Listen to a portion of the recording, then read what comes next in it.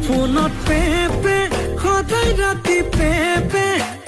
খালি নেনে বিয়া পাতিলে নে কিমান শুনাবি তই তোকে লৈ লৈ যামে গৈ দূৰণিলৈ